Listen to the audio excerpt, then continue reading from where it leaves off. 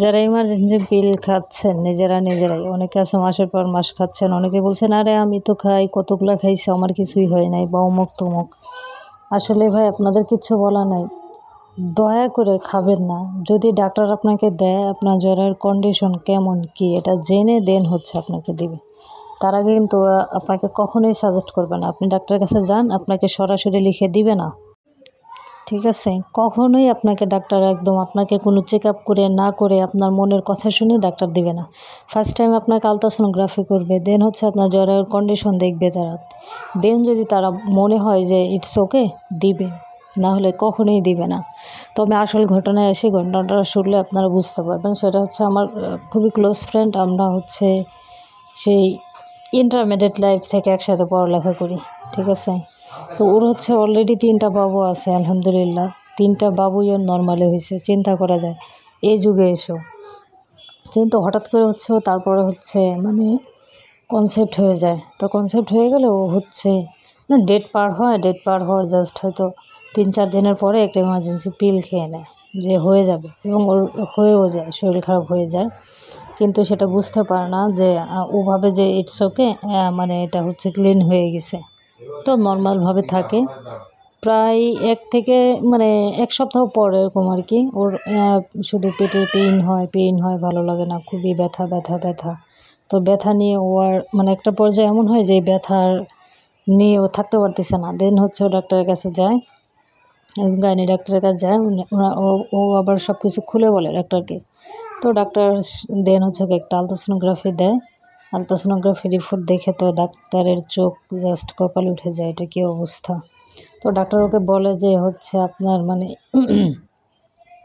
এরকম হচ্ছে আপনার মানে পুরোপুরি ক্লিন হয় নাই, এবং এটা জরায়ুতে হচ্ছে রক্তের ছাপগুলো জায়গায় মানে ছোপ রয়ে গেছে। এটাকে হচ্ছে আমরা হচ্ছে মানে জাস্ট করে মানে না, সরাসরি এটা আমরা ক্লিন করতে পারবো না। এটাকে ক্লিন করতে হলে আপনাকে ল্যাপারোস্কোপি করতে হবে অথবা সিজারের মতো করে করতে হবে, তাছাড়াও সম্ভব না। এবং আপনাকে এটার জন্য লং টাইম অ্যান্টিবায়োটিক খাইতে হবে, মিনিমাম 6 মাস 7 মাস এরকম হতে পারে। আপনাকে মানে যতটা দিন মানে পুরোপুরি ভিতরে না হয় আর কি, সুস্থ না হয়, পরিষ্কার না হয়, ততদিন আপনাকে খাইতে হবে।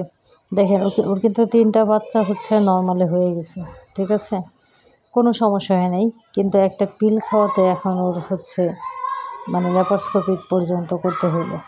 তো আপনারা বুঝতে পারছেন অবস্থা, সবার জ্বরে একরকম না, কারোটা অনেক স্ট্রং থাকে, কারোটা হচ্ছে দুর্বল থাকে। আর মেয়েদের কী রে ভাই, মেয়েদের সম্পদই হচ্ছে একটা জরায়ু, এটা না থাকলে ও তো মেয়েই না, ঠিক আছে? একটা মেয়ের যদি জরায়ু না থাকে ও মেয়েই না। সো হচ্ছে আপনারা সাবধানে আর কি করবেন, এগুলা খাবেন, আর কিছু বলার নেই। অনেকে করে। আমার নিজের ঘটনা একবার আমি বলি, আমি হচ্ছে নিজে একবার হচ্ছে এরকম কোনো কিছুই না, আমি এটা মানে ইমার্জেন্সি পিল সম্পর্কে আমার কোনো আইডিয়াও ছিল না, ধারণাও ছিল না, কোনো কিচ্ছু না। আমি হচ্ছে বাড়িতে যাব, তো আমার হচ্ছে মনে হলো যে একটু খাওয়া দরকার, মানে একটা সিম্পল একটা কারণে আমি খাইছিলাম, ওরকম আমার কোনো প্রবলেম বা কোনো কিছু নেই। তো খাওয়ার পর দেখি ভাই আমার পুরো শরীর ব্যথা, তারপরে পায়ের রগগুলো কেমন লাল হয়ে গেছে। আমি তো আর ভয়ে বাঁচি না, আল্লাহ এটা আমি কী করলাম। দেন হচ্ছে প্রায় 2 দিন সারাদিন শুধু ডিটক্স ওয়াটার খাইছি, আর প্রচুর পরিমাণে এক্সারসাইজ আর ব্যায়াম করছি, আর আল্লাহর কাছে বলছি আল্লাহ আমাকে সুস্থ করে দাও। আর মানে বাঁচার উপায় নাই আমার। সূরা ফাতিহা 3 কুল পড়ে মনে করেন সারাদিন শুধু এই পানির উপরেই ছিলাম। এত পরিমাণ ডিটক্স ওয়াটার আর সূরা পড়ে পানি খেয়েছি যেটা বলার বাইরে। তা আল্লাহর এই কালামের উসিলায় আল্লাহ আমাকে হচ্ছে সুস্থ করে দিছে। তো আপনারাও একটু সাবধানে চলাফেরা করবেন, ঠিক আছে? মন চাইলে হুটহাট কোনো কিছু খেয়েও বসবেন না, কারণ একটা মেয়ের একটা জরায়ু বাচ্চা এগুলোই সম্পদ, এগুলোর বাইরে আর আসলে কিছু নাই, ঠিক আছে? তো আমার ভিডিওগুলো যদি ভালো লাগে আপনারা লাইক, ফলো, কমেন্টস করে পাশে থাকবেন। ইনশাল্লাহ আমিও আপনাদের পাশে থাকার চেষ্টা করব।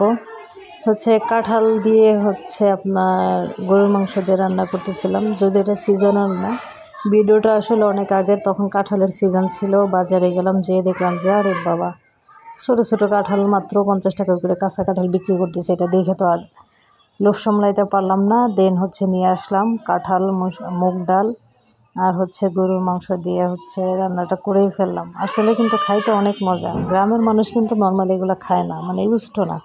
গ্রামের মানুষ কাঁঠাল রান্না করে খাবে, এটা শুনলে একটু নাক সিটকায়। এইটা আবার কি, এটা কোনো খাদ্য হইলো? যদিও আমিও ঢাকায় এসে শিখছি, সত্যি কথা, আমিও গ্রামে থেকে শিখিনি, ঢাকায় এসে আমার খাওয়া।